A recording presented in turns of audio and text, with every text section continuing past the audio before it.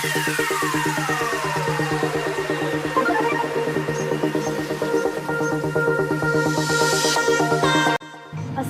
warahmatullahi wabarakatuh. Perkenalkan, nama saya Nur Fatimah Amira Syahra dari kelas Hukum B Angkatan 2022 dengan NIM I01222037. Di sini saya akan memberikan penjelasan singkat materi kuliah pendidikan Pancasila. Baik, yang pertama yaitu Pancasila dalam sejarah bangsa Indonesia. Titik awal kelahiran Pancasila adalah pada tanggal 7 September 1944. Ketika Jepang memberikan janji kemerdekaan jika Indonesia membantu mereka memenangi Perang Pasifik.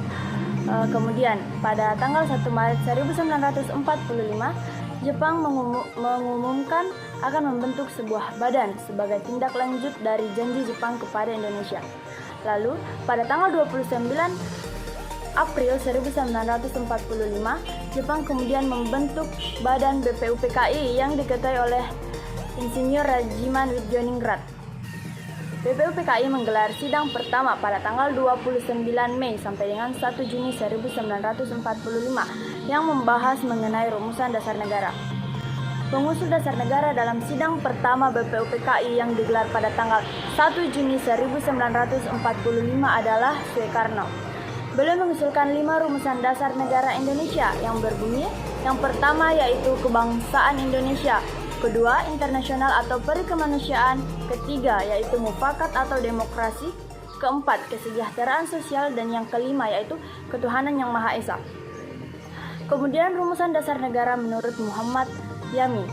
Muhammad mengusulkan rumusan dasar negara melalui pidatonya pada tanggal 29 September Mei 1945.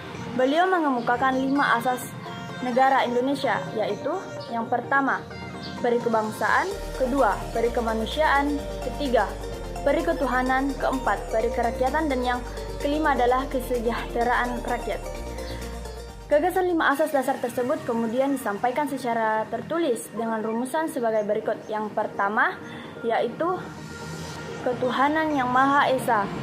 Kedua, kebangsaan persatuan Indonesia. Ketiga, rasa kemanusiaan yang adil dan beradab. Keempat, kerakyatan yang dipimpin oleh hikmat kebijaksanaan dalam permusyawaratan perwakilan. Serta yang terakhir atau yang kelima adalah keadilan sosial bagi seluruh rakyat Indonesia. Lalu, usulan mengenai rumusan dasar negara selanjutnya disampaikan oleh Profesor Mr. Dr. Suepomo pada tanggal 31 Mei 1945. Beliau juga mengusulkan 5 poin dasar negara, yaitu yang pertama, persatuan atau unitarisme, kedua, kekeluargaan, ketiga, keseimbangan lahir dan batin, keempat, musyawarah, dan yang kelima adalah keadilan rakyat. Kemudian panitia 9 juga dalam sidangnya pada tanggal 22 Juni 1945 menghasilkan rumusan dasar negara atau pembukaan hukum dasar yang biasa disebut dengan Undang-Undang Dasar 1945. Dokumen sidang tersebut kemudian dikenal dengan nama Jakarta Center atau Piagam Jakarta. Rumusan Pancasila dalam naskah Piagam Jakarta ada 5, yaitu yang pertama, ketuhanan dengan kewajiban menjalankan syariat Islam bagi pemeluk-pemeluknya. Kedua, kemanusiaan yang adil dan beradab. Ketiga, persatuan Indonesia. Keempat, kerakyatan yang dipimpin oleh hikmat kebijaksanaan dalam permusyawaratan perwakilan. Serta yang kelima yaitu keadilan sosial bagi seluruh rakyat Indonesia. Rumusan dalam pembukaan Undang-Undang Negara Republik Indonesia pada tahun 1945 juga ada 5, yaitu yang pertama, ketuhanan yang Maha Esa, yang kedua, kemanusiaan yang adil dan beradab, ketiga, persatuan Indonesia, empat, kerakyatan yang dipimpin oleh hikmat kebijaksanaan dalam permusyawaratan perwakilan, serta yang kelima adalah keadilan sosial bagi seluruh rakyat Indonesia. Berikutnya sumber historis Pancasila. Pancasila sebelum disahkan nilainya sudah ada. Sumber sosiologis Pancasila yaitu nilai adat istiadat, kebudayaan, dan religius. Sumber politik Pancasila. Dalam Ketatanegaraan Indonesia, perubahan Undang-Undang 1945. Pancasila dan dasar negara. Pancasila sebagai dasar negara. Yang pertama, pada alinea keempat Undang-Undang Dasar 1945 sebagai dasar yuridis tentang dasar negara Indonesia.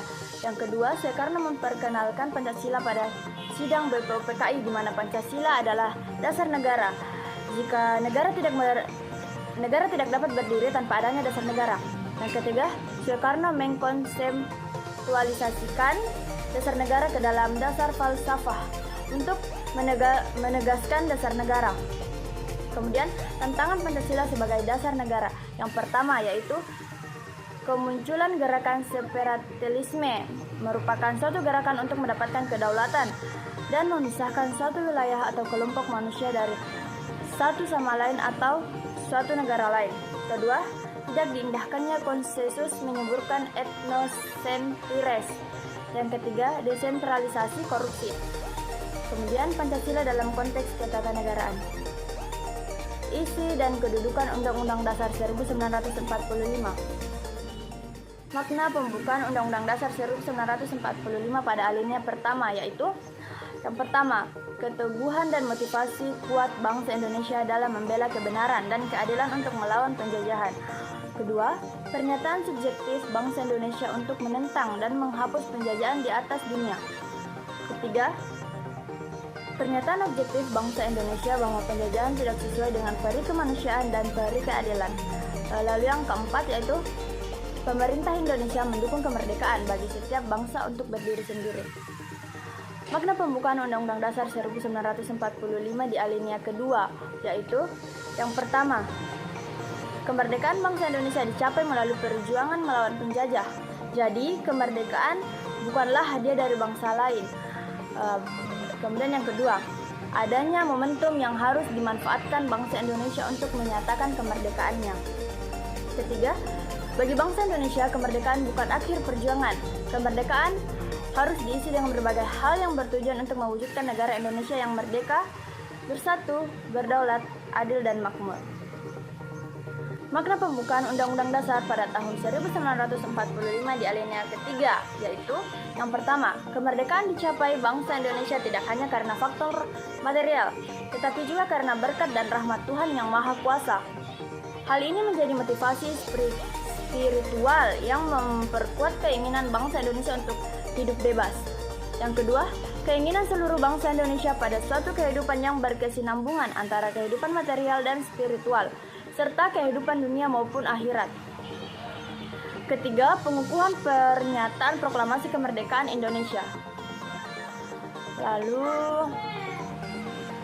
makna pembukaan Undang-Undang Dasar 1945 pada alinea keempat yaitu: yang pertama, adanya fungsi sekaligus tujuan negara Indonesia setelah merdeka, yaitu melindungi segenap bangsa Indonesia dan seluruh tumpah darah Indonesia. Kedua, memajukan kesejahteraan umum.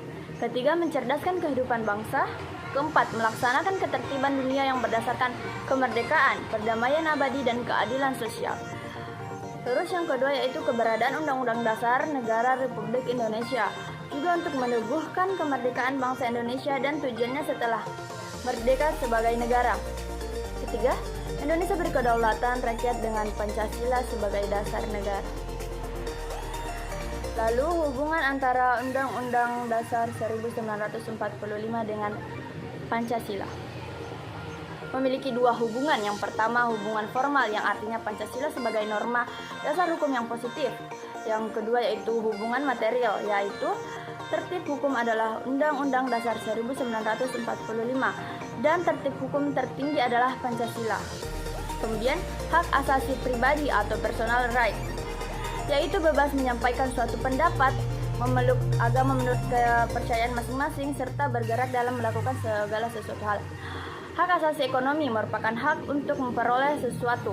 Hak asasi atau right of legal equality, yaitu perlakuan sama di depan hukum. Yang keempat, hak asasi politik, yaitu ikut serta dalam pemerintahan, hak memilih dan dipilih. Yang kelima, hak asasi sosial kebudayaan merupakan hak untuk mengikuti kegiatan sosial dan memiliki pendidikan. Yang keenam, hak asasi atau procedural rights, yaitu mendapatkan tata cara peradilan yang sama. Kemudian yang terakhir yaitu hak asasi atau right to development yaitu membangun negara tanpa campur tangan negara lain. Hak asasi manusia dalam Pancasila, yaitu yang pertama, ketuhanan yang Maha Esa merupakan kebebasan untuk memeluk agama menurut kepercayaan masing-masing. Yang kedua, yaitu kemanusiaan yang adil dan beradab merupakan hak untuk tidak diperbudak dan tidak dianiaya. Yang ketiga, yaitu persatuan Indonesia merupakan bersatunya suku, golongan, partai, organisasi mempunyai hak dan kedudukan yang sama dalam negara Republik Indonesia. Keempat, kerakyatan yang dipimpin oleh hikmat kebijaksanaan dalam permusyawaratan perwakilan merupakan hak individu yang tidak hilang dan harus dihormati hak asasinya. Kemudian yang kelima, yaitu keadilan sosial bagi seluruh rakyat Indonesia merupakan hak untuk hidup layak, memiliki hak milik, jaminan sosial, pekerjaan dengan gaji yang adil dengan apa yang dikerjakan, juga jaminan kesehatan. Baik, sekian penjelasan singkat dari saya. Kurang dan lebihnya mohon dimaafkan. Wabillahi taufiq wal hidayah. Assalamualaikum warahmatullahi wabarakatuh.